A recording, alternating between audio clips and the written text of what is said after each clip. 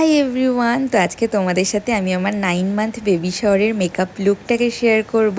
এর আগে আমি আমার 7 মান্থ বেবি শাওয়ারের মেকআপ লুক শেয়ার করেছিলাম। তো তোমরা আমার মেকআপ লুকটাকে অনেক ভালোবাসা দিয়েছিলে এবং বলেছিলে আমি যেন আমার 9 মান্থ বেবি শাওয়ারের মেকআপ লুক তোমাদের সাথে শেয়ার করি। তো ভিডিওগুলো তো সমস্ত করে রেখেছিলাম, শুধু এডিট করা হয়নি টাইমের অভাবে। তো আজকে ভাবলাম কেননা তোমাদের সাথে ভিডিওগুলো শেয়ার করা যাক যে আমি আমার 9 মান্থ বেবি শাওয়ারে কেমন কি মেকআপ লুক ক্রিয়েট করেছিলাম। আর মেকআপ আর্টিস্ট হওয়ার এটাই একটা প্লাস পয়েন্ট যে নিজের মেকআপ লুক তুমি নিজেই ক্রিয়েট করতে পারো যেমন তোমার পছন্দ। তো তোমরা অনেকেই জানো, অনেকে জানো না যে আমার বাই প্রফেশন আমি একজন মেকআপ আর্টিস্ট। তো প্রেগনেন্সির জন্য কিছুদিন আমি আমার কাজটাকে বন্ধ রেখেছি, কিন্তু প্রেগনেন্সির পরে আবার আমি আমার কাজটাকে চালু করব, কারণ আমি মেকআপ আর্টিস্ট এই কাজটাকে খুব খুব ভালোবাসি। ছোটোবেলা থেকে যেমন আমি নিজে সাজতে ভালোবাসতাম, তেমন অন্যদেরও আমি সাজাতে ভালোবাসতাম। তো কখনো ভাবিনি যে এই প্রফেশনটাকে আমি আমার প্রফেশন হিসেবে চুজ করব। আর যখন দেখি আমার কাজগুলোকে তোমরা খুব অ্যাপ্রিসিয়েট করো এবং অনেক ভালোবাসা দাও, তখন আরও কাজ করার প্রতি আরও আগ্রহ বেড়ে যায়, ভালো ভালো কাজ করতে আরও ইচ্ছে করে। তো 7 মান্থ বেবি শাওয়ারে আমি আমার নিজের মেকআপ লুক নিজেই ক্রিয়েট করেছিলাম। অনেক দিন ধরে অনেক প্ল্যানিং করে মেকআপ লুকটাকে আমি ডিসাইড করেছিলাম যে কেমন করে কি সাজবো, এবং তোমরা প্রচণ্ড পরিমাণে ভালোবাসাও দিয়েছিলে মেকআপ লুকটাকে। যে ভিডিওটা তোমাদের সাথে শেয়ার করেছিলাম সেটাও তোমরা খুব ভালোবাসা দিয়েছো। তো তার জন্য আমি আমার এই 9 মান্থের বেবি শাওয়ার লুকটাও তোমাদের সাথে শেয়ার করবো বলে ভিডিওগুলো করে রেখেছিলাম। শুধুমাত্র টাইমের অভাবে না আমি করতে পারিনি এডিট। তো আর তোমরা অলরেডি আমার ডেলিভারি ব্লগও হয়তো দেখে নিয়েছো, আর তোমরা জানো যে আমার ডেলিভারি অলরেডি হয়ে গেছে। তো টাইমের অভাবে তো এডিট করতে পারিনি, তার সাথে আমার শরীরটাও না সেই সময় অতটা বেশি ভালো ছিল না, কারণ কিছুদিনের মধ্যেই আমার ডেলিভারি ছিল।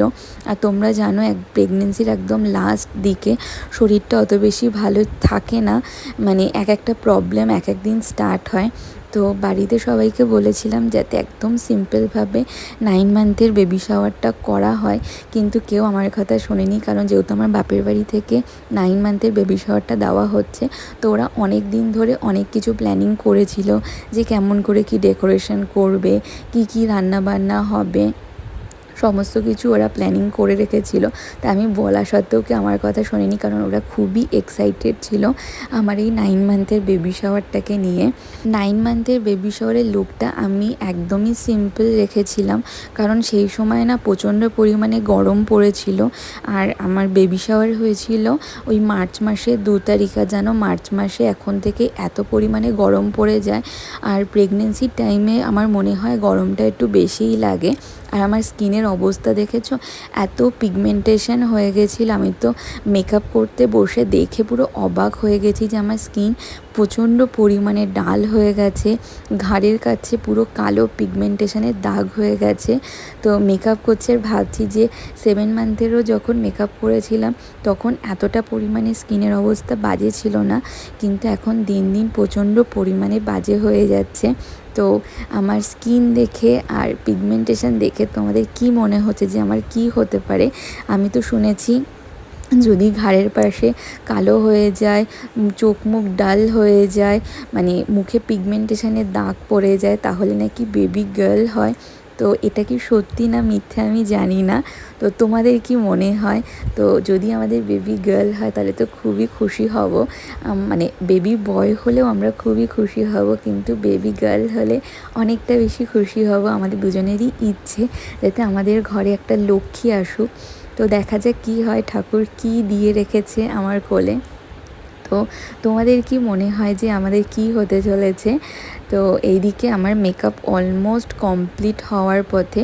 আর মেকআপ করতে না 9 মান্থের বেবি শাওয়ারে মেকআপ করতে আমার অনেকটা পরিমাণে টাইম লেগেছিল, কারণ তাড়াহুড়ো করে কোনো কাজই এখন আমি আর করতে পারি না। খুব হাঁপ ধরে যায়, নিঃশ্বাস নিতে অসুবিধে হয়, বেশিক্ষণ কোথাও ঠিকঠাক মতো বসেও থাকতে পারি না, পিঠে পায়েটায় ব্যথা শুরু হয়ে যায়। তোমাদের কার কার সাথে এমন হয়েছে প্রেগনেন্সির লাস্টের দিকে অবশ্যই কিন্তু কমেন্ট করে জানিও। 7 মান্থের সময় না এইসব প্রবলেমগুলো ছিল না। এখন যত দিন এগোচ্ছে তত প্রবলেমগুলো এক এক করে বাড়ছে। রাত্রে শুতেও পারি না, ঘুম ঠিকঠাক মতো হয় না। তো এগুলো নিয়ে আমি আমার ডক্টরকে জিজ্ঞাসা করেছিলাম, তো উনি বলেছিল বেবি হওয়ার পর এগুলো সমস্ত কিছুই ঠিক হয়ে যাবে। এগুলো প্রেগনেন্সির 3rd ট্রাইমেস্টারের সিমটম, এগুলো সবারই হয় আর এগুলোর জন্য কোনো মেডিসিন হয় না। তো বাড়ির কিছু হোম রেমেডি করেই এগুলোকে ঠিক করতে হবে। তো দেখতে দেখতে মানে তোমাদের সাথে কথা বলতে বলতে আমার মেকআপও কমপ্লিট হয়ে গেছে। আর এটা হচ্ছে আমার 9 মান্থ বেবি শাওয়ারের ফুল লুক। তো তোমাদের কেমন লাগলো অবশ্যই জানিও, আর ভালো লাগলে লাইক, কমেন্ট আর অবশ্যই শেয়ার করো। আর যদি আমার এই ভিডিওটা তোমাদের ভালো লেগে থাকে তো আমাদের এই পেজটাকে অবশ্যই ফলো করে দিও, কারণ আগে আমি আমার বেবির সাথে অনেক ভিডিও তোমাদের সাথে শেয়ার করব।